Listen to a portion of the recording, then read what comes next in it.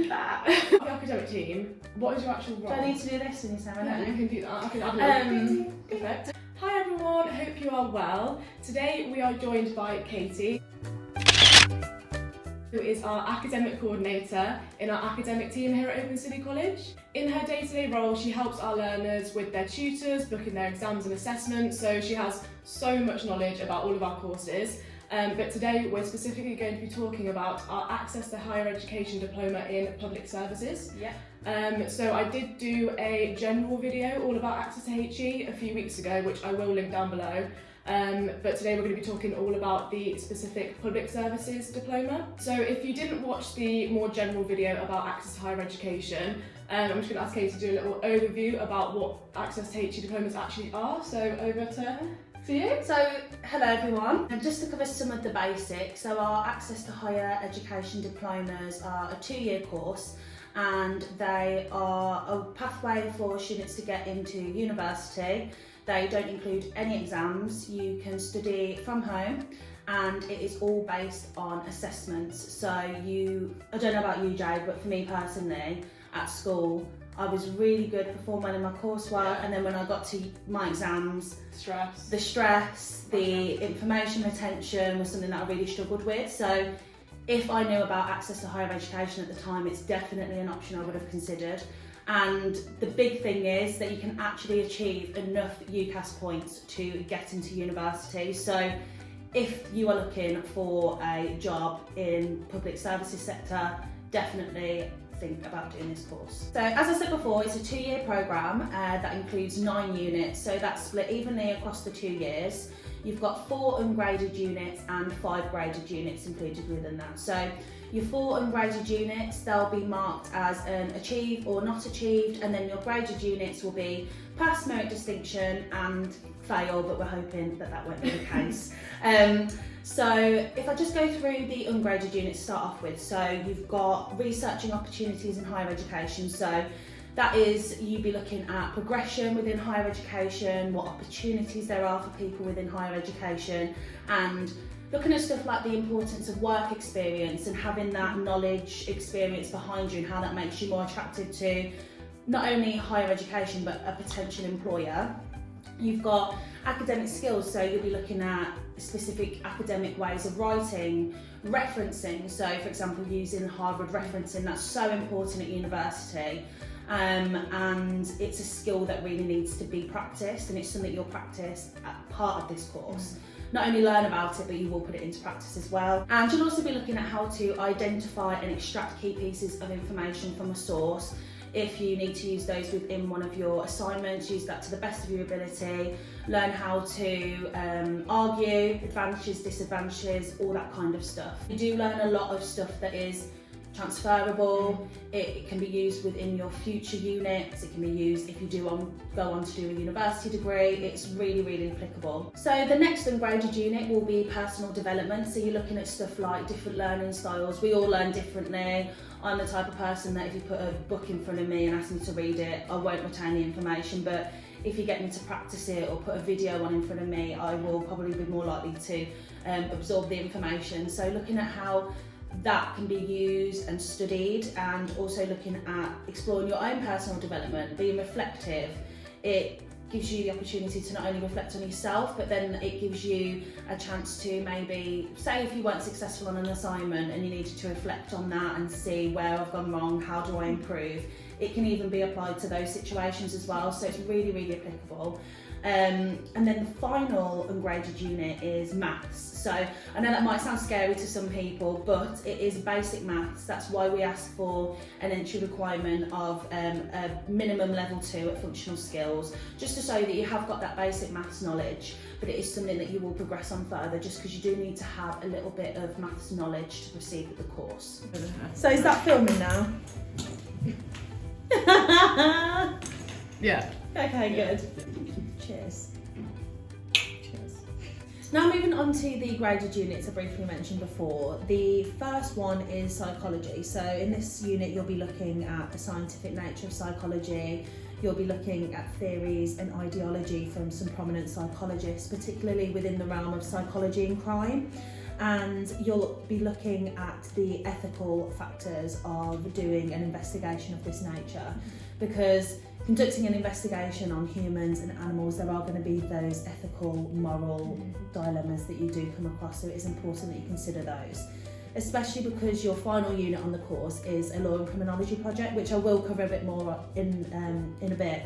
But it is important to consider those factors because you will be putting them into practice yourself in the final project. The next unit is the Psychology of Crime and Deviance unit. So this is a really interesting one, and I think it would be one of my favourites to study myself. So this is where you'll be looking at deviance and criminal behaviour. So this can be relating to sociological factors, socio-economic factors. It's really interesting because you will be looking at those concepts and theories in a bit more detail, looking into people who have created sources about this, written books, etc. You'll be interpreting and evaluating crime stats, so looking to see if there's any correlation between area and type of crime or amount of crime.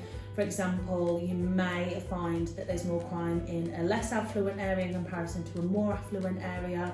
You're looking at those sort of statistics and drawing your own conclusions from them.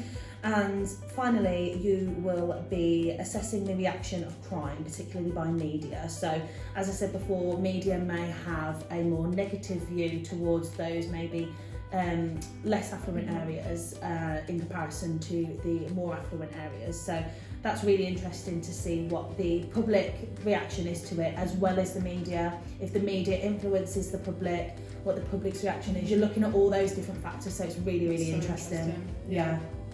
So a really interesting unit for people that may be looking at going into a career or degree in law is the Introduction to Law Enforcement. So this is where you'll be looking at the principles of policing in the UK, seeing what the different ranks are responsible for, anything from PC all the way up to detective, superintendent, seeing what those roles and responsibilities are for different law enforcement officers. It's really interesting to see what their day-to-day activity is, what they're responsible for. So that's something that you'll be studying and you'll be getting your teeth into as well. So the next unit is looking at crime in context. So this is where you'll be gaining an understanding of crime, the causes of crime. As I said before in the earlier units, social factors, psychological, economic, environmental, all of these play a massive part into the reasons people commit crimes. So you'll be looking at the context in which a crime is committed. That's a really, really interesting part of this unit, which I think for me personally, I like the psychology side of it, so that would be really interesting to do. You'll be looking at being able to recognise criminological theories. So that's you looking at texts that have been produced by different sources, different writers, and just exploring those a bit further. And also looking at historical changes in criminology, seeing how maybe our judicial system has changed over time, what crime and punishment's like, looking at what sort of crimes used to be committed, how has it changed, has the number of robberies, for example, or theft increased or decreased over time.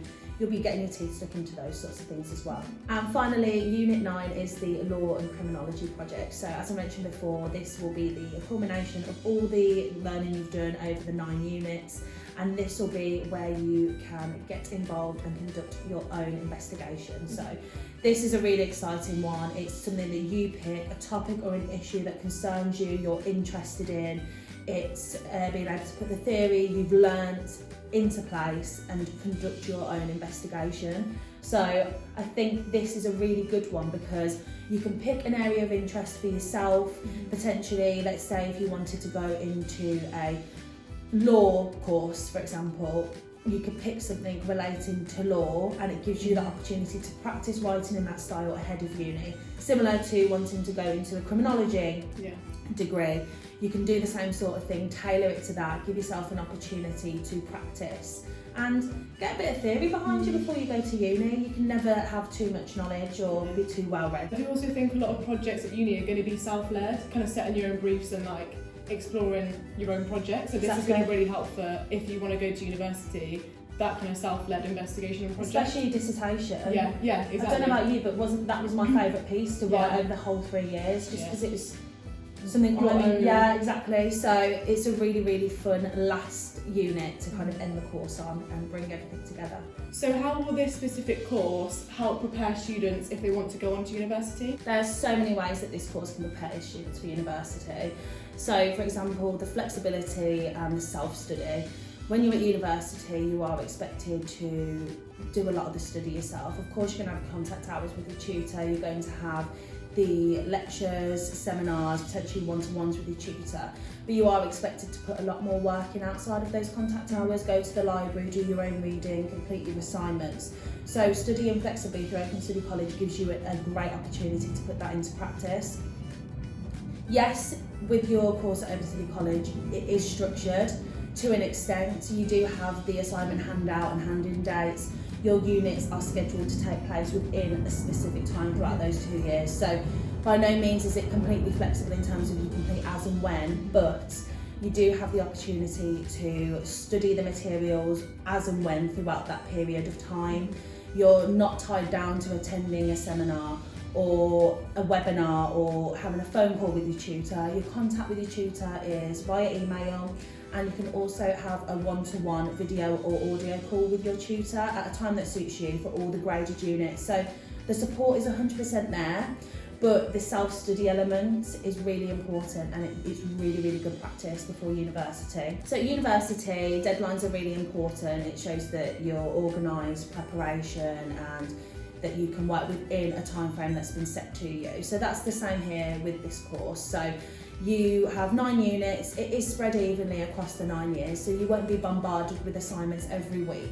But it is really important that you do organise yourself, set yourself your own assessment kind of schedule in terms of this is when I'm going to be studying this side of the course, and I'm going to be looking at this, I'm going to do some extra reading today, and then I'm going to set aside this week to complete the assignment. So we put that structure into place for you loosely. We give you the skeleton, and then you can go in and you can really add the meat to it as well. So that time management. Exactly, yeah. Really help. Yeah, so that's really important.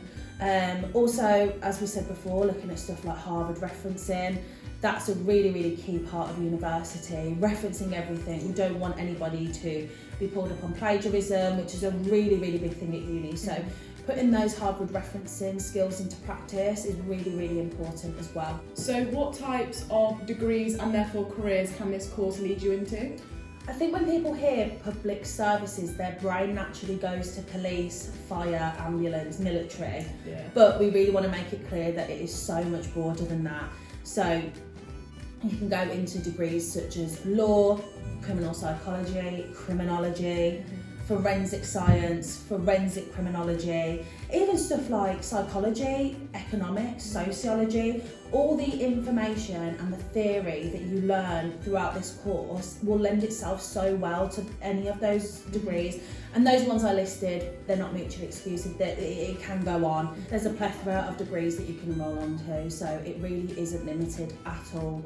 As I said before, the skills you learn, they're applicable, transferable, and you can genuinely apply it to any sort of degree you want to go into. And these degrees open up so many doors for work, careers, so it's really important that you consider what you want to do. Not everybody's going to know what they want to do for their career, but if you do have that in your mind, consider what your end goal is and then work out from there what the best degree is for you to do. And then when you graduate with your degree, you can go into a range of different professions. So for example, legal professionals, this can include barristers, lawyers, judges, solicitors, anything like that. As we said as well, emergency services, military, you can absolutely go on to have a career in those sectors as well. Then you could also be a criminal psychologist, forensic scientist, historian. It is so applicable, and I just want to stress that to you, because I think, as we said before, here in public services, you may think, oh, that's limited to the emergency services. It's absolutely not at all. There are so many other related career paths that you can select as well. So we really, really recommend this course. So I think that kind of wraps up everything about the Access to Higher Education Public Services Diploma. Thank you so much, Katie, that was so detailed. I mean, even for me, listening to all those modules, like how much it includes, how it prepares you for university, it's so interesting. So yes, hope you enjoyed, hope that's answered some of your questions, and we will see you in the next video. Bye! Bye!